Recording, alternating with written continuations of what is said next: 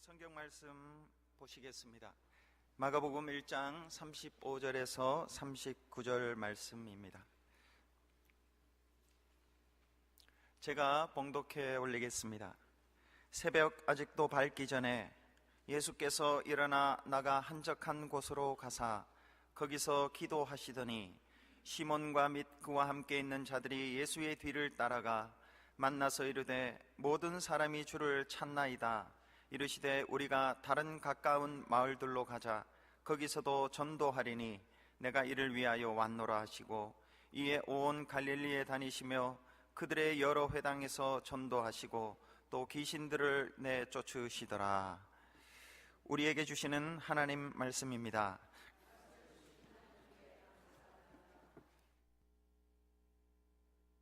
통해 많은 은혜 받았습니다. 감사합니다. 오늘 우리가 함께 읽은 성경 본문은 새벽 아직도 밝기 전에 예수께서 일어나 나가 한적한 곳으로 가사 거기서 기도하시니로 시작을 합니다. 마가복음에서 예수님께서 기도를 했다는 기사가 오늘 처음으로 여기에 나타납니다. 이 구절이 우리의 관심을 끄는 이유는, 우리가 주목해야 하는 이유는 예수님께서 왜 이 시점에서 기도하셨는가 하는 것입니다. 모든 사역을 멈추시고 새벽 미명 한적한 곳에 가셔서 왜 지금 기도를 하셨는가? 얼마든지 그 이전에 기도를 하실 수도 있었을 텐데 지금 이 시점에서 모든 것을 멈추시고 기도하신 이유입니다. 예수님의 사역은 요단강에서 세례 받으심으로 시작이 되셨습니다. 그리고 광야에서 40일을 계시면서 사탄에게 시험을 받으시고 요한이 잡힌 후 갈릴리에 오셔서 회개하라 천국이 가까웠다고 전도하시고 갈릴리 해변으로 다니시면서 시몬과 안드레, 야고보와 요한을 제자 삼으셨습니다. 예수님의 새벽 미명 한적한 곳에 가서 기도하시기 전에 이와 같이 큰 일들이 많이 있으셨습니다. 그러면 이 일들을 위해서 예수님이 기도하시는 것이 마땅하지 않으셨을까요? 그런데 이 일들을 위해서 예수님이 기도하시지 않으셨습니다. 그 이후에 예수님은 가버나움이라는 동네로 가셨습니다. 마침 안식일이 되어서 회당으로 들어가셔서 많은 사람들에게 가르치셨습니다. 그런데 그 가르치시는 것이 서기관과 다르게 권위가 있다고 하셔서 모든 사람들이 놀랍니다. 더 놀라운 것은 그 회당에, 그 예배당에 귀신 들린 사람이 있었습니다. 예수님은 조금 더 당황해 하시지 않으시고 그 귀신 들린 사람을 향해서 꾸짖으셔서 그 귀신을 내쫓으셨습니다. 예수님께서는 안식일에 회당에서 예배가 은혜롭게 되기를, 귀신을 쫓아내고 가르침이 권위 있기를 위해서 기도하셨다는 기록이 없습니다. 예수님은 회당에서 나가셨습니다. 4명의 제자들을 데리고 시몬의 집에 가셨습니다. 시몬 베드로는 장모님을 모시고 살았습니다. 그 장모님이 베드로가 없는 사이에 열병, 이 열병은 말라리아로서 말라리아가 2종류가 있는데 이 말라리아는 고칠 수 없는 불치병이라고 합니다. 아무도 예수님께 베드로의 장모가 말라리아가 걸렸다고 알려주지 않으셨습니다. 그런데 예수님이 아시고 가셔서 이 불치병을 손을 대서 고쳐주셨습니다. 예수님은 당신을 따르는 자의 가족을 책임져 주시는 분이십니다. 해가 저물어 갑니다. 사람들이 예수님께 가버나움에 있는 모든 병자들과 귀신 들린 자들을 다 예수님께 데리고 옵니다. 예수님은 한 명도 거절하지 않으시고 그 병자들을 고치시고 귀신들을 다 쫓아내 주십니다. 예수님은 놀랍게도 이 일들을 위해서도 기도하셨다는 기록이 마가복음에는 없습니다. 저는 이렇게 생각합니다. 기도를 하셨을 거다. 이 많은 일들을 위해서 기도를 하셨을 거다. 그런데 마가복음에는 이 기도하는 모습이 없습니다. 보여주시지 않았습니다. 그럼 언제 기도하셨을까? 언제 기도하는 모습을 보여주셨는가? 오히려 이 많은 일들을 다 성공적으로 마친 이후에 예수님께서 새벽 미명 한적한 곳에 가셔서 기도하시는 모습을 보여주십니다. 아마 예수님은 그 전날 늦게 주무셨을 것이거나 많이 주무셨으면 2-3시간 주무셨을 것입니다.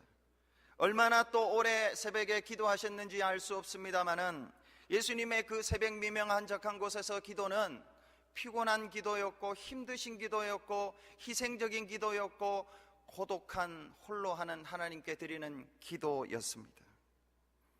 예수님은 사실 이런 기도가 필요치 않으신 분이셨습니다. 이미 기도 없이도 많은 일들을 하셨습니다. 그렇다면 왜 이 기도하는 것을 보여주셨을까요? 그것은 저와 여러분에게 기도의 본을 보여주신 것입니다. 기도하시면서 이것은 저와 여러분에게, 그 제자들에게 기도해야 된다는 본을, 이 시점에서는 이 기도를 해야 된다는 본을 보여주신 것입니다. 왜 그럴까? 톨스토이가 쓴 작은 악마의 빵 조각이라는 단편 소설이 있습니다. 어느 가난한 농부가 가진 양식이라고는 빵 한 조각밖에 없었습니다. 아침에 일하러 갈 때 이 빵 한 조각을 가지고 가서 일하다가 배고프면 먹으려고 덤불 위에 얹어놓고 겉옷으로 덮어둡니다. 한참 일을 하다가 배가 고파서 그 빵을 먹으러 갔는데 빵이 없습니다. 찾아도 사라졌습니다. 아무도 왔다 간 흔적이 없는데도 말입니다. 그 빵을 작은 악마가 훔쳐갔습니다. 그래서 그 농부로 하여금 불평하게 만들고 죄짓게 만들려고 했던 것입니다. 그런데 그 가난한 농부는 빵이 없어졌음에도 불구하고 그 작은 빵 누가 나보다 더 배고픈 사람이 먹었겠지, 설마 내가 그 빵 안 먹는다고 굶어 죽기야 하겠어? 이렇게 말하면서 샘물로 가서 우물로 배를 채우고 일을 합니다. 가난한 농부로 하여금 죄짓게 만들려고 작정했던 이 작은 악마의 계획은 빗나가 버렸습니다.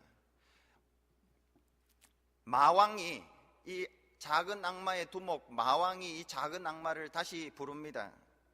그리고 너의 방법이 잘못되었다고 꾸짖으면서 다시 한번 내가 너에게 기회를 줄 테니까 3년 내에 이 농부를 이기지 못하면 너는 심한 벌을 받게 될 거다, 이렇게 이야기합니다. 그 작은 악마는 이번에는 방법을 바꿉니다.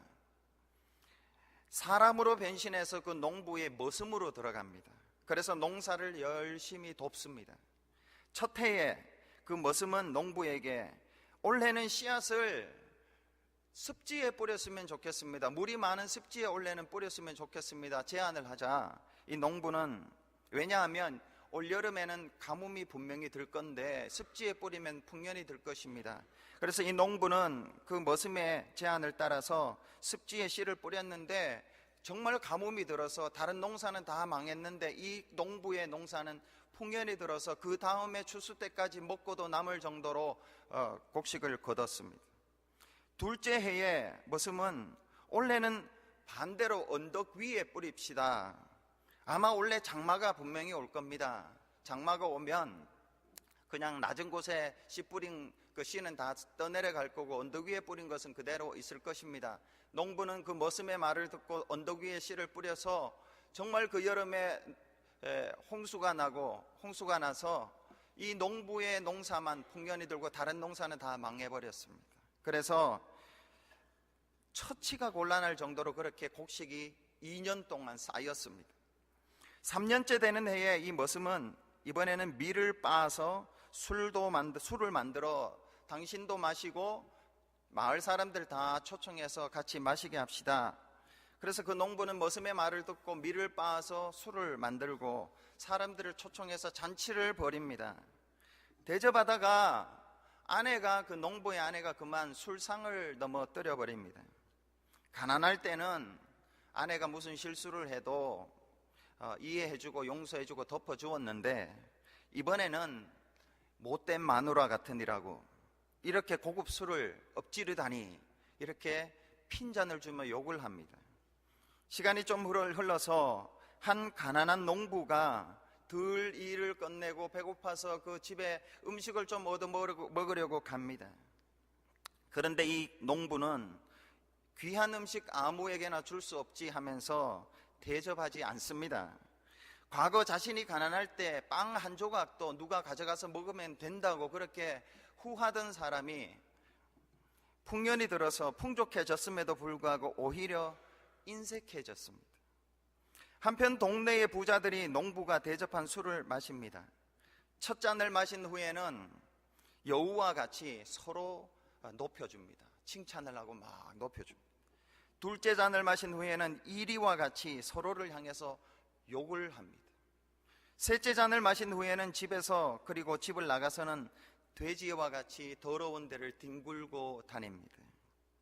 주인 농부도 이들을 배웅하러 나갔다가 물에 넘어져서 돼지와 같이 뒹굴게 됩니다. 이 마왕이 그 모습을 보고 너무 기분이 좋습니다. 그래서 그 작은 악마에게 너는 어떻게 이렇게 훌륭한 음료수를 만들었느냐? 그 속에 여우피, 이리피, 돼지피 넣은 게 분명하다. 그렇지? 하자 이 작은 악마는 이렇게 대답을 합니다. 아니요, 저는 그런 짓을 하지 않았습니다. 저는 다만 그자가 좀 더 많은 곡식을 거둘 수 있게 도왔을 뿐입니다. 그 짐승의 피는 항상 저자의 가슴 속에 있지만 저자가 필요한 만큼 곡식을 마련할 동안에는 피가 빠져나올 곳을 찾을 수 없었던 거지요.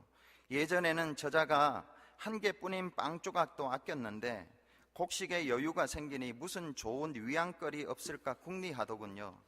그래서 제가 저자에게 술 가르친 것입니다.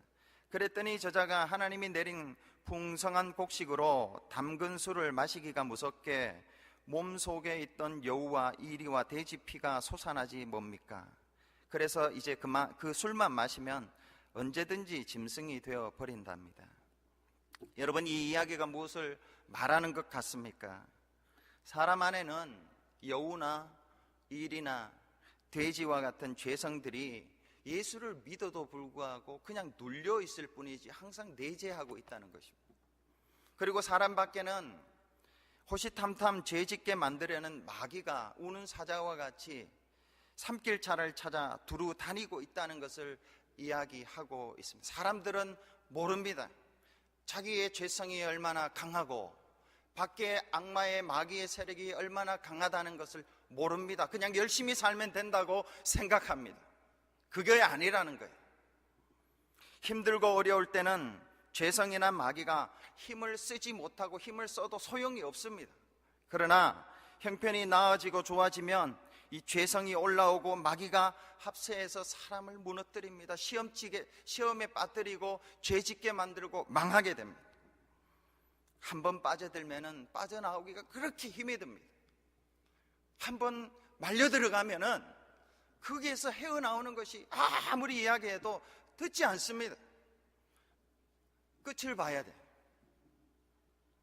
그래서 거기에 빠지기 전에 손을 써야 한다는 것이죠.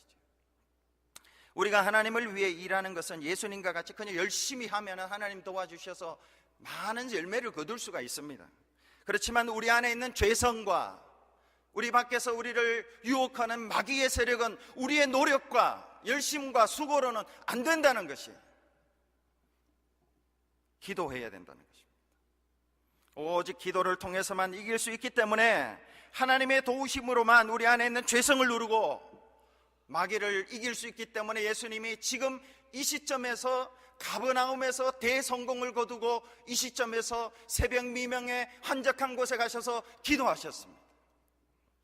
우리에게 본을 보여주신 것입니다. 싱가포르에는 세계적으로 유명한 새 공원이 있다고 합니다. 아시아에서 제일 큰 이 새 공원에는 600여 종의 수만 마리의 새가 있다고 합니다. 그런데 놀라운 사실은 이 새 공원이 그렇게 새가 많은데도 불구하고 그물이 없습니다. 하늘에 그물을 쳐두지 않습니다. 그런데도 수만 마리의 새들 중에 하늘이 열려 있는데도 어느 새도 그 하늘을 통해서 다른 곳으로 날아가지 않는다고 합니다. 모두 그 공원 안에 삽니다. 훈련을 받아서도 아니고 그 공원이 좋아서도 아닙니다. 새들이 다른 곳으로 날아가지 못하는 이유, 그 이유는 새의 꼬리를 다 빼버렸다고 합니다.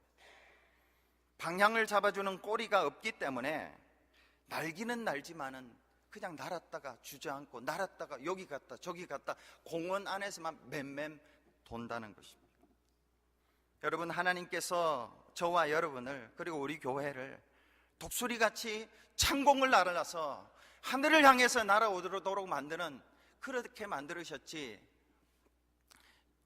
싱가포르 새공원에 갇힌 그 예쁜 새처럼 사람들과 오손도손 살고 사람들에게 칭찬 듣고 살고 사람들에게 보기 좋게 살도록 만드시지 않으셨습니다.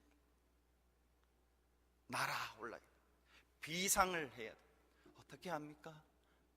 새벽 미명에 한적한 곳에 가셔서 예수님이 기도하신 본을 따라가면 됩니다. 톰 라이트라는 주석가가 마가복음의 오늘 이 본문을 추석하면서 왜 예수께서 희생적이시며 고독한 이 기도를 드리셨을까, 이렇게 추석을 했습니다.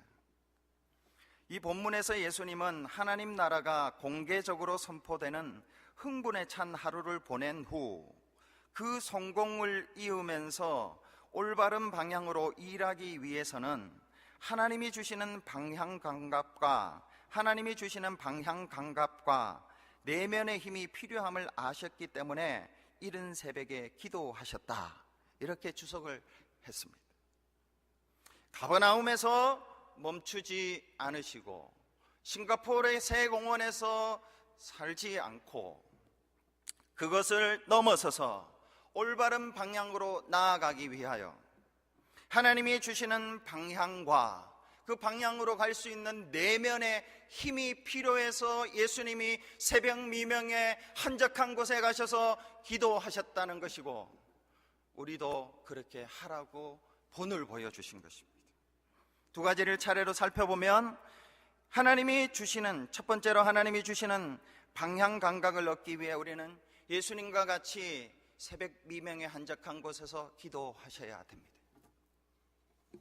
고독한 기도를 하나님 앞에 드리셔야 합니다. 여러분, 인생에 있어서 열심이 중요합니다. 열심히 일해야 됩니다. 그러나 이 열심보다 더 중요한 것은 방향입니다. 여러분, 인생을 살면서 빨리 뭘 해야 되는 것이 중요하지만 그 빠른 속도보다 더 중요한 것은 방향입니다. 바른 방향 없는 열심을 내는 만큼 나중에 허무해집니다. 잠도 안 잘 정도로 바쁘게 살아가지만 방향이 잘못되어 있으면 바쁜 만큼 허망해지는 것이 우리 인생입니다. 시카고로 가는 비행기를 타야 되는데 마이애미로 가는 비행기를 타서 거기서 열심히 살고 바쁘게 살아도 시카고에 와야 되는데 마이애미에 떨어지는 만큼 얼마나 이게 허망한 일이 되겠습니까? 우리가 그렇게 살고 있는지 모릅니다. 그저 열심히 살고 바쁘게 살면 된다고 생각해서 그렇게 살고 있는지 모른다는 것이에요. 그래서 하나님께서는 이스라엘 백성들에게 가나안 땅을 주시기 전에 경고하셨습니다. 명령하셨습니다. 가나안 땅에 들어가서 이방 여인과 절대 결혼하면 안 된다고. 사도 바울 역시 믿지 않는 자와 멍에를 함께 매지 말라고 고린도 교인들에게 권면하고 옵션으로 준 것이 아니라 명령합니다. 믿지 않는 자와 멍에를 매지 말라고. 왜? 믿지 않는 자나 이방 여인은 우리의 삶의 방향을 완전히 틀어놓기 때문에 우리의 성실과 열심과 우리의 바쁘게 사는 것을 다 허망하게 만들기 때문에 그렇게 명령하신 것입니다. 사도 바울, 그는 복음을 전하지 않으면 내게 화가 있을 것이라고 얼마나 열정을 가지고 복음을 전했습니까? 회심한 이후 3차 전도 여행에 이어서 로마까지 가서 복음을 전할 정도로 바쁘게 살으셨습니다. 그렇지만은 이 두 가지, 열심과 바쁘게 사는 것보다 더 사도 바울이 중요하게 여겼던 것은 표대입니다. 빌립보서 3장 13, 14절에 형제들아, 나는 아직 내가 잡은 줄로 여기지 아니하고 오직 한 일, 즉 뒤에 있는 것은 잊어버리고 앞에 있는 것을 잡으려고 표대를 향하여 그리스도 예수 안에서 하나님이 위에서 부르신 부름의 상을 위하여 쫓아 달려가노라. 여러분, 저와 여러분의 달려갈 길은 하늘입니다. 하늘에서 부르신 부름의 상을 향하여 달려가야 할 저와 여러분입니다. 예수께서 새벽 미명 기도하신 건 역시 이 표때 하나님이 가르쳐 주시는 삶의 방향, 이것을 위해서 기도하셨습니다.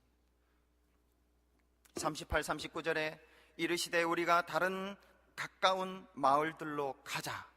거기서도 전도하리니 내가 이를 위하여 왔노라 하시고, 이에 온 갈릴리에 다니시며 그들의 여러 회당에서 전도하시고 또 귀신들을 내쫓으시더라. 예수님은 기도하셔서 갈 방향을 잡으셨어요. 가버나움을 떠나시고 온 갈릴리로 다니셨어요. 예수님은 이 일을 위해서, 하나님의 음성 듣기 위해서 제자들과 의논하지 않으시고, 제자들도 떠나고 많은 성공도 뒤로 하고 새벽에 홀로 한적한 곳에 가셔서 하나님과 독대하시고 음성 주실 때까지 거기 머물러 계셨습니다. 둘째로, 예수님께서 새벽 기도하신 이후 내면의 힘이 필요하셨기 때문입니다. 내면의 힘이라는 것은 하나님이 기도해서 방향을 주셨을 때 이리로 가라, 가버나움을 떠나서 온 갈릴리로 가라 하신 이 하나님의 방향을 얻었을 때 사람들이 노할 때가 있습니다. 사람들이 그리로 가지 말자고 할 때 있습니다. 이럴 때 그 사람들을 향해서 노할 수 있는 힘이 내면의 힘이라는 것입니다. 헨리 클라우드와 존 타운젠드가 쓴 노라고 말할 줄 아는 그리스도인이라는 책이 있습니다. 원래 이 책의 영어 제목은 바운더리즈입니다. 경계들이라. 책 겉표지에 시카고 윌로 크릭의 담임 목사 빌 하이벌스의 글이 이렇게 적혀 있습니다. 나는 이 책을 읽으면서 20년 전에만 이것을 읽었더라도 내 인생의 모든 항로는 완전히 달라질 수 있었으리라는 아쉬운 마음을 떨쳐버릴 수 없었다. 지난해 10월에 네바다 리노에서 미국 장로교 산하 한국 목회자 대상으로 목회자 세미나가 있었습니다. 저도 참석했었습니다. 거기 주 강사로 이동원 목사님이 오셨습니다. 질의문답 시간이 있었고, 목사님들 중에 목사님, 일생 살면서 목회하시면서 가장 인상적이었던 후배들에게 가르쳐주고 싶은 책, 꼭 읽혀주고 싶은 책 있으면 소개해 주십시오. 그러자 이동원 목사님께서 이 책을 소개하셨어요. 노라고 말할 줄 아는 그리스도인, 바운더리즈를. 그리고 하시는 말씀이 빌 하이벌스 목사님과 똑같은 말을 하셨습니다. 이 책은 바운더리 없는 일상이라는 제목의 장으로 시작이 됩니다. 하루 정말 열심히 바쁘게 살지만 영적으로, 감정적으로 극심한 고통을 겪는 한 쉘이라는 주부의 이야기로 시작이 됩니다. 이 쉘이라는 주부가 왜 바쁘게 살고 성실하게 살지만 영적으로, 감정적으로 극심한 고통에 빠졌을까? 답부터 이야기하면 이겁니다. 자기 일과 자기 일이 아닌 것을 분별하지 못하고 자신에게 속하지 않은 일들을 마치 당연히 해야 할 일인 것처럼 여기고 힘을 쏟았기 때문이다. 쉐리는 오전 6시부터 오후 11시 50분까지 책에 보면은 시간별로 무엇을 했는지 소개를 하고 있습니다. 오전 6시부터 오후 11시 50분까지 거의 18시간입니다. 친정어머니의 만성적인 외로움, 직장 상사의 무책임, 끊임없는 친구의 위기, 죄책감을 유발시키며 헌신을 강요하는 교회 지도자의 메시지, 남편의 미성숙한 인격, 이것들에 대해서 안 돼, 노 해야 되는데 노 하지를 못한 거예요. 바운더리가 없었습니다. 문제는 여기서 끝나지 않고 이렇게 이 쉐리가 노라고 못함으로 말미암아 자기 아들이 있었는데 이 아들이 좋아하는 일을 좀 접어두고 나중에 할 수 있는 능력도 없어지고 학교에 가면은 자기 하고 싶은 대로 다 하는 그런 학생이 되었다는 것입니다. 딸이 하나 있는데 이 딸은 아들과 달리 사람들을 피해요. 대인기피증이 있어서 그냥 사람들을 피해서 살고 있습니다. 엄마가 노라고 못하는 그것을 아이들이 보고 영향을 받았다라는 것입니다.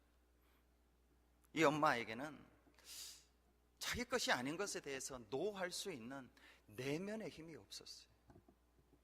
우리가 다 그런 사람들 아닌가 싶습니다. 어떻게 노라고 답할 수 있는가?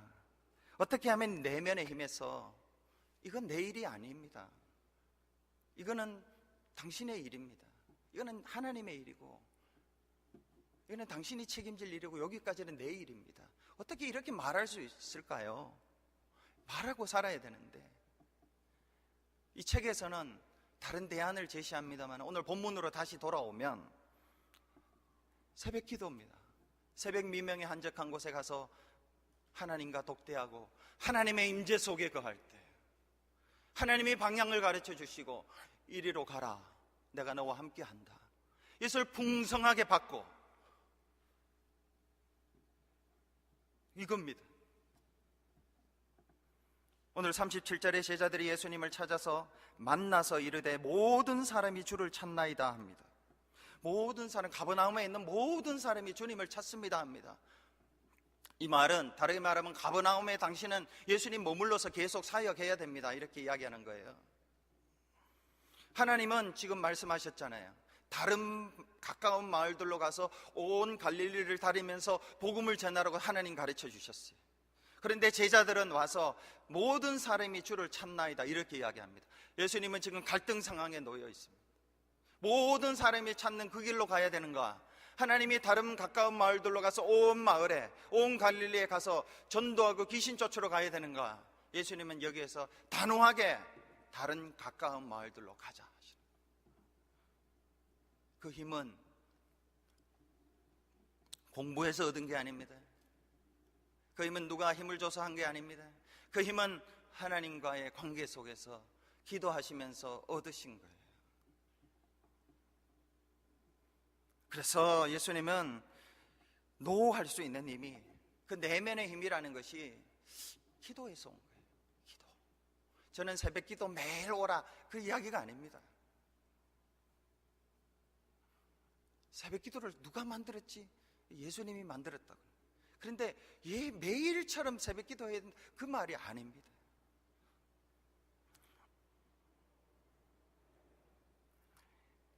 예수님이 가버나움의 사람들을 싫어서도 아닙니다.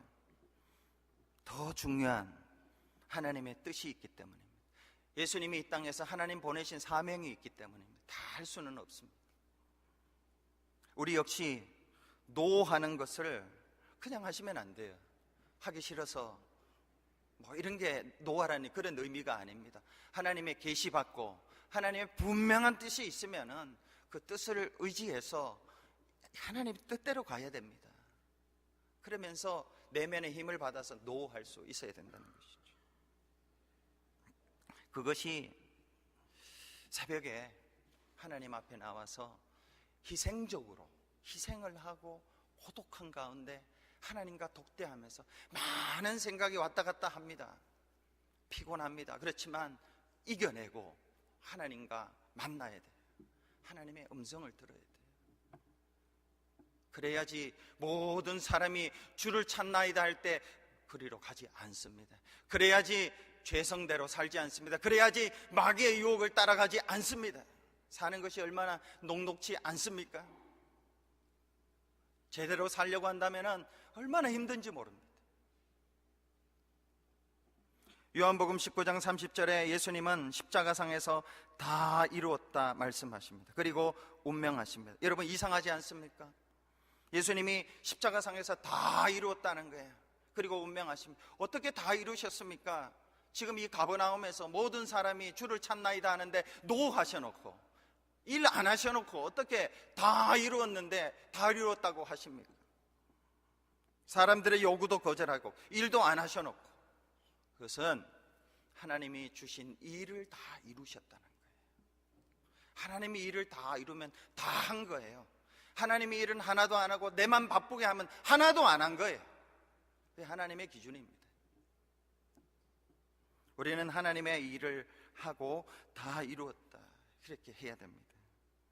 우리의 생애 끝날에 예수님과 같이 내가 일을 위해서 왔는데 이런 일을 하다가 왔는 일을 위해서 하나님이 나를 이 땅에 태어나게 하셨고 이 시카고에 보내셨는데 이 일 하다가 다 이루었다 하고 하나님께로 돌아가는 것이 저와 여러분이 해야 될 일입니다. 그 일은 한 가지입니다. 열심히 살아야 됩니다. 열심히 살면 하나님 도와주실 거예요. 반드시 도와주셔요. 마가복음 1장 34절까지 예수님이 그냥 열심히 살으셨잖아요. 다 했어요. 우리가 열심히 살면 그렇게 된다는 거예요. 그렇지만 어느 시점에서는 예수님의 이 시점과 같이 어느 시점에서는 새벽 미명에 한적한 곳에 가셔서 하나님께 기도하셔서 우리 안에 있는 이리와 여우와 돼지와 같은 죄성을 눌러내려야 돼요. 없어지지 않습니다. 죽을 때까지 없어지지 않고 천국 가야 없어집니다. 이걸 무시하면 안 됩니다. 그리고 마귀의 유혹을 이겨내야 되고 모든 사람이 원하는 것도 물리치고 하나님이 주시는 방향 감각을 가지고 내면의 힘을 얻어서 그리로 가야 돼요. 저와 여러분이 때로 바쁜 걸음을 멈추고 주님의 음성을 들어야 할 필요가 있습니다. 주님은 우리를 향한 놀라운 계획을 가지고 계십니다. 저와 여러분이 싱가포르의 공원에서 주저앉아 있는 새도 아니고 가버나움 성공했지만 거기서 머무르는 자도 아니고 예수님과 같이 영혼 구원하고 하나님의 뜻을 이루기 위하여 다른 가까운 마을들로 가자 하면, 그렇게 살면 예수님이 꼭 도와주십니다. 하나님이 도와주실 거예요. 그렇게 살면 좋겠습니다. 기도하겠습니다. 하나님 감사합니다. 저희들 열심히 살고 바쁘게 살았습니다. 많은 것들을 하나님 도와주셔서 이루셨습니다. 이제 하나님 우리가 때때로 해야 될 일은 바쁜 걸음 멈추고 예수님처럼 새벽 미명에 한적한 곳에 가셔서 기도하신 예수님처럼 그렇게 기도해서 하나님의 음성 듣고 어디로 가야 될지, 우리 안에 죄성도 따르지 않고 마귀의 유혹도 따르지 않고 많은 사람들의 요구에도 따르지 않고 오직 하나님의 인도하시는 길로 예스하고 다른 것들에 대해서는 노하고 그 길로 달려갈 수 있는 우리 모든 성도님들과 우리 교인들 되게 하여 주옵소서. 예수님 이름으로 기도드립니다. 아멘.